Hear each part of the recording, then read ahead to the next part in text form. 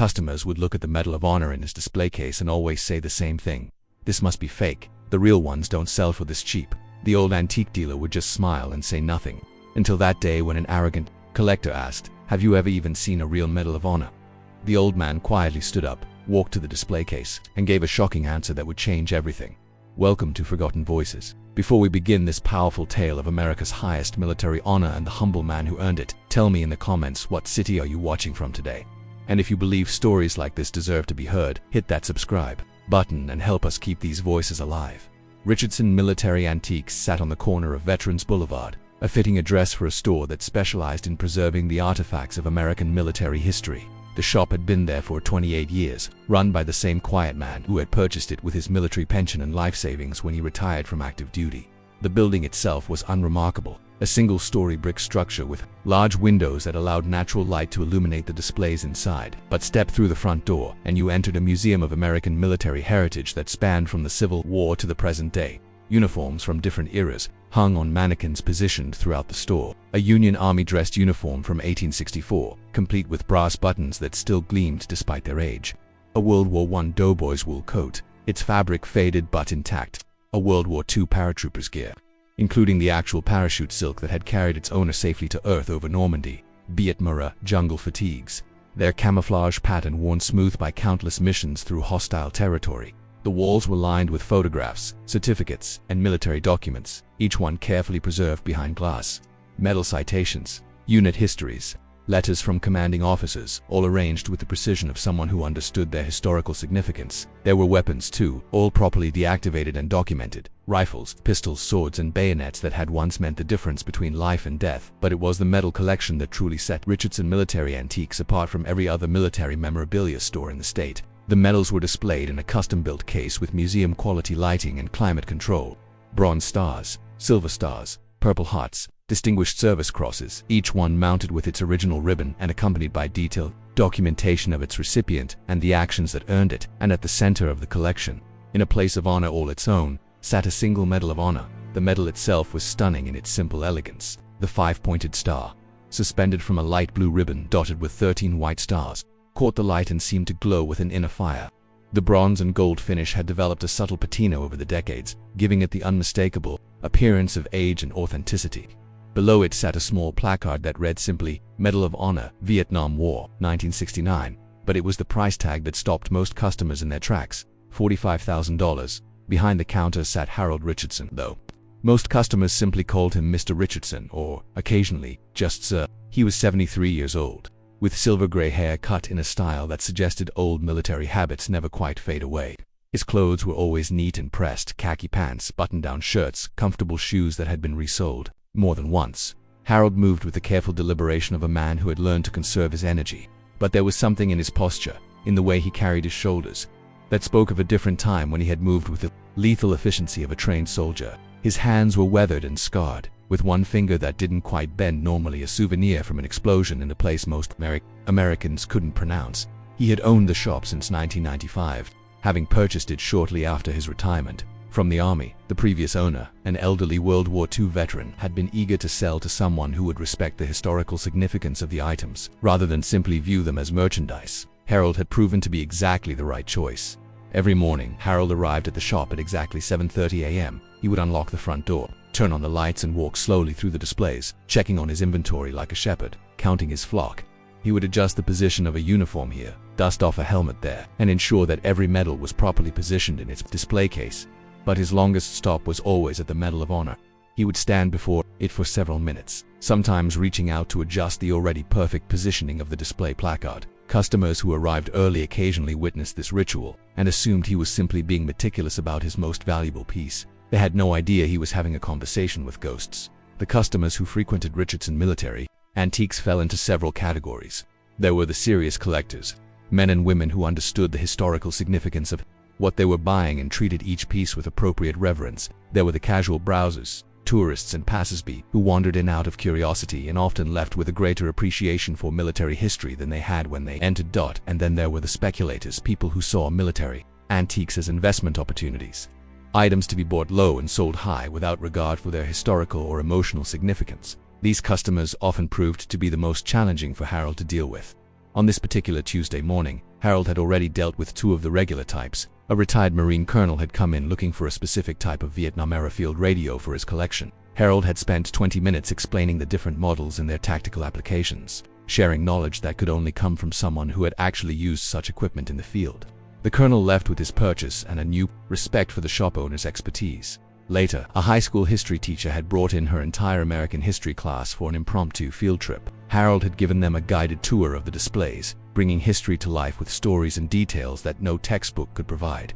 The students left with a deeper understanding of the sacrifices made by previous generations, and several of them promised to return with their parents. But it was the third customer of the day who would test Harold's patience and ultimately change everything. Marcus Whitfield was exactly the kind of customer Harold had learned to dread over the years. A wealthy investment banker in his early 40s, Marcus had recently developed an interest in military collectibles after reading an article about their increasing market value. He approached collecting with the same aggressive, profit-driven mentality he brought to his Wall Street dealings. Marcus strode into Richardson Military Antiques like he owned the place, his expensive Italian shoes clicking on the hardwood floor. He wore a custom-tailored suit that probably cost more than most people's monthly salary, and he carried himself with the arrogant confidence of someone who believed his wealth made him superior to everyone around him. He barely glanced at the uniforms or photographs, heading straight for the medal collection. Harold watched from behind the counter as Marcus examined the displays with the calculating eye of an appraiser rather than the reverent gaze of a historian. "Interesting collection," Marcus said, not bothering with pleasantries.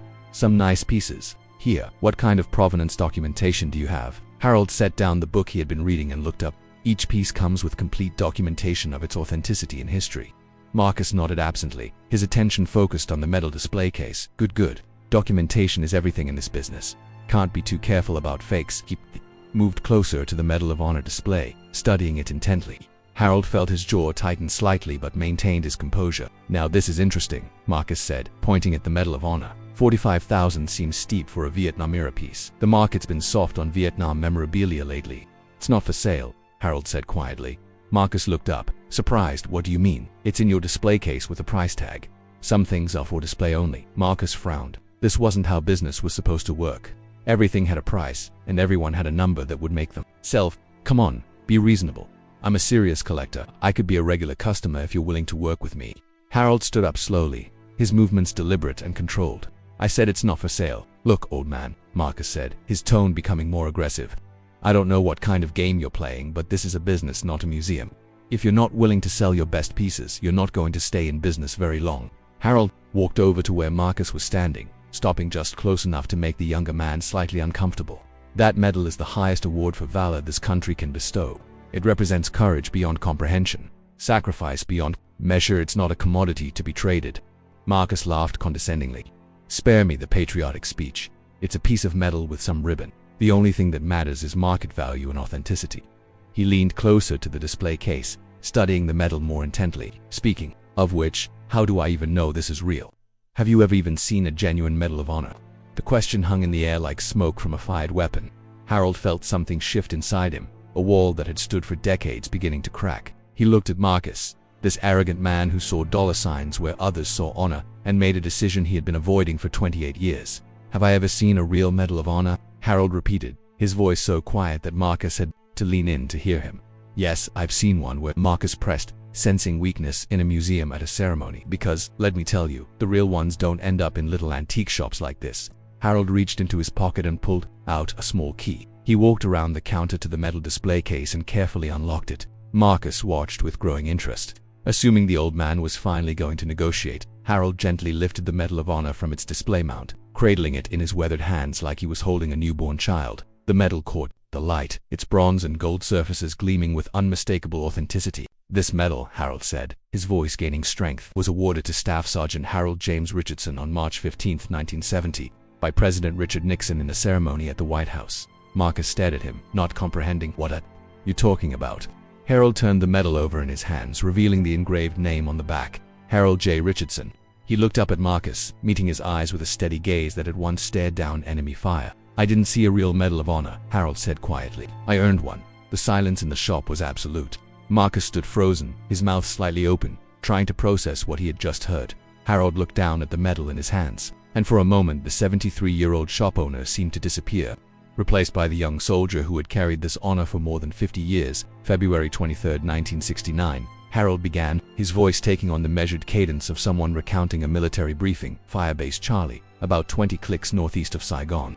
My platoon was providing security for a forward observation post when we came under attack by an estimated 2 companies of NVA regulars. Harold walked slowly back to the counter, still holding the medal.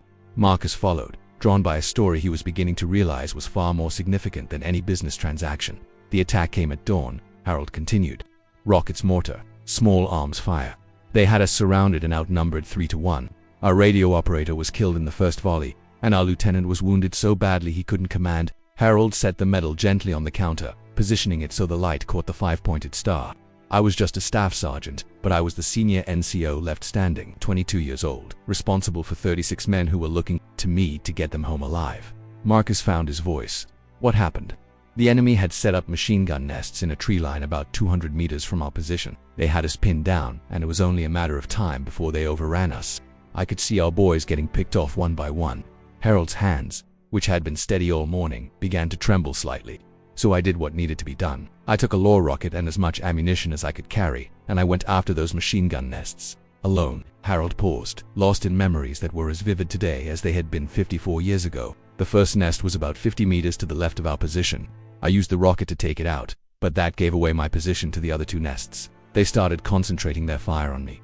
Marcus realized he was holding his breath. I made it to the second nest and eliminated it with grenades, but I took shrapnel in my left leg and shoulder. Could barely move, but there was still one more nest, and my boys were still trapped. Harold looked up at Marcus, his eyes reflecting a pain that time had never quite healed.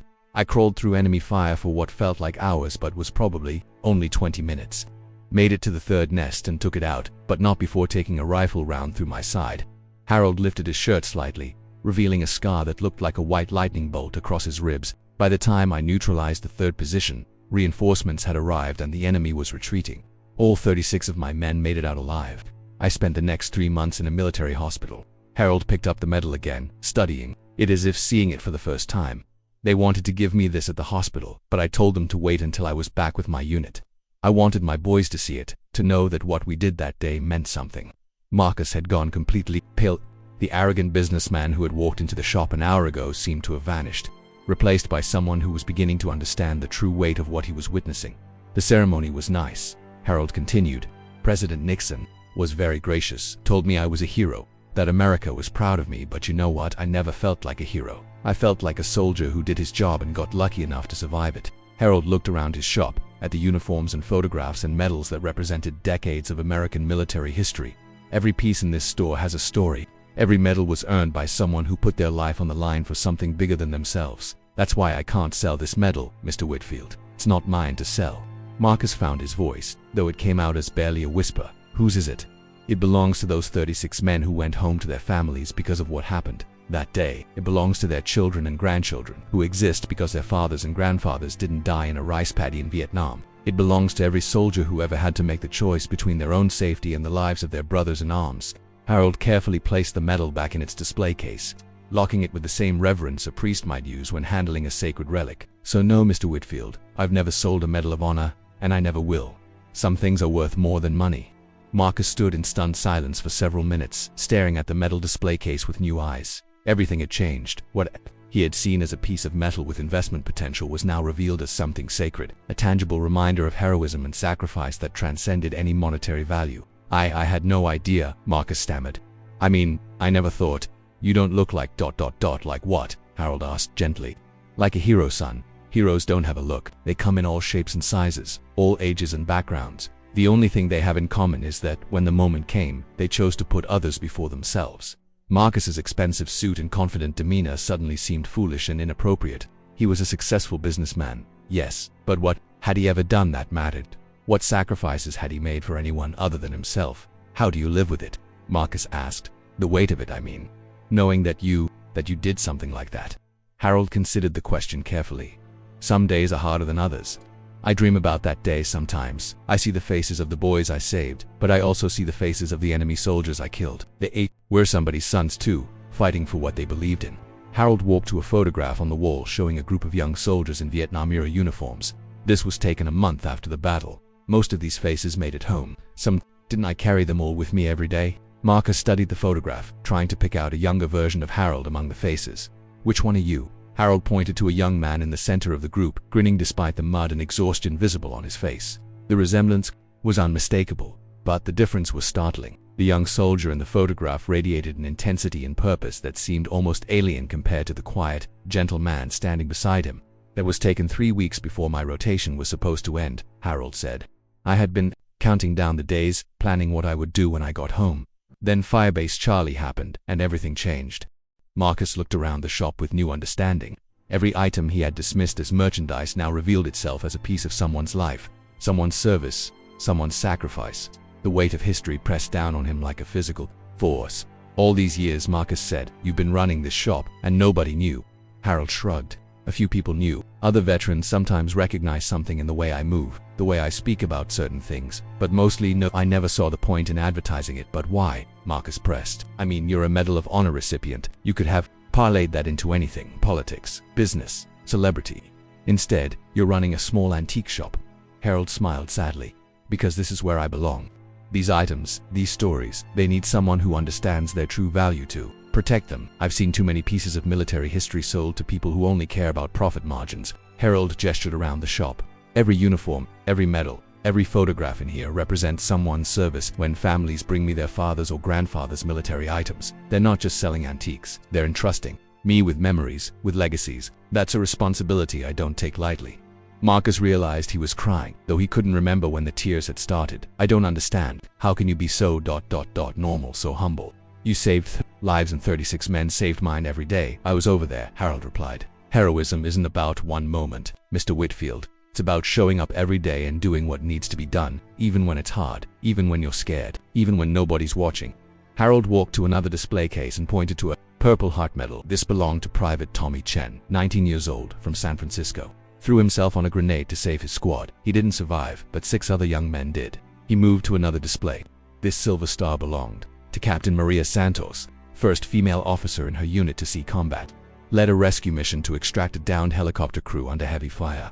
She made it possible for 8 families to see their sons come home. Harold turned back to Marcus. "There's every person represented in this shop is a hero, Mr. Whitfield. I'm just the one who happened to survive long enough to tell their stories." Marcus spent the next 2 hours in the shop, listening as Harold shared the stories behind various items in his collection. Each tale was a window into courage, sacrifice, and service that Marcus had never imagined. By the time he left, he was a changed man. But the story didn't end when Marcus walked out the door. That evening, Marcus called his father, a man he hadn't, if were spoken to in months due to various business disagreements. He wanted to apologize for being so focused on money that he had forgotten what really mattered. His father, surprised by the call, listened as Marcus told him about his day and what he had learned. Marcus's father had served in Korea but had never talked much about his experience. That night, for the first time in decades, he opened up about his own service, his own struggles, and his own understanding of what it meant to serve something greater than yourself. The next week, Marcus returned to Richardson Military Antiques, not as a customer, but as a volunteer. He wanted to help Harold catalog and preserve the stories behind the artifacts. He had skills in organization and documentation that could be useful, and he had discovered a purpose beyond profit margins. Word began to spread about the humble shop owner, who had quietly carried one of the nation's highest honors for decades. Local newspapers picked up the story, then national outlets, veterans organizations reached out, wanting to honor Harold and to learn from his example. But Harold remained largely unchanged by the attention. He continued to arrive at his shop every morning at 7:30. Continued to tend to his displays with the same meticulous care, continued to share stories with anyone who was genuinely interested in learning. The story of Harold Richardson and his Medal of Honor became a teaching moment for a generation that had perhaps forgotten the true meaning of heroism. In an age of social media celebrities and manufactured fame, here was a man who had performed an act of extraordinary courage and then spent the rest of his life quietly serving others. Schools began organizing field trips to Richardson Military Antiques. Veterans groups made it a pilgrimage site. Military historians used it as an example of how personal sacrifice creates lasting legacies. But perhaps the most important impact was on individuals like Marcus, people who had lost sight of what really mattered in their pursuit of wealth and status. Harold's story reminded them that true honor comes not from what you accumulate, but from what you give.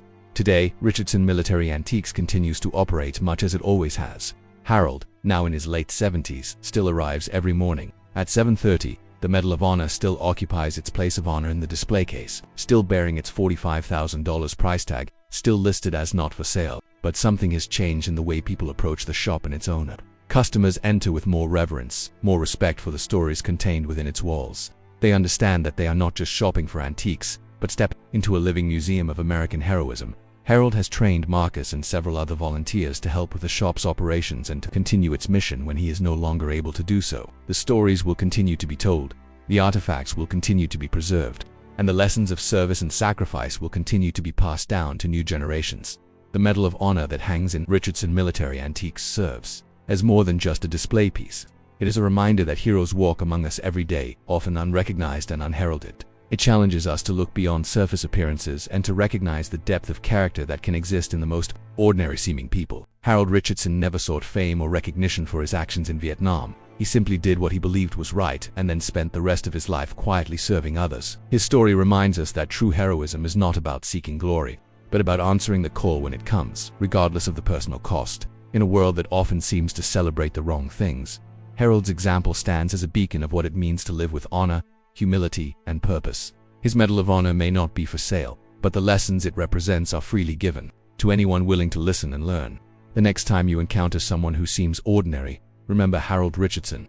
Behind their quiet demeanor might be a story of extraordinary courage. Behind their humble service might be a legacy of heroism that continues to make the world a better place. Because true heroes don't announce themselves. They simply show up, do what needs to be done, and then quietly continue serving others, one day at a time.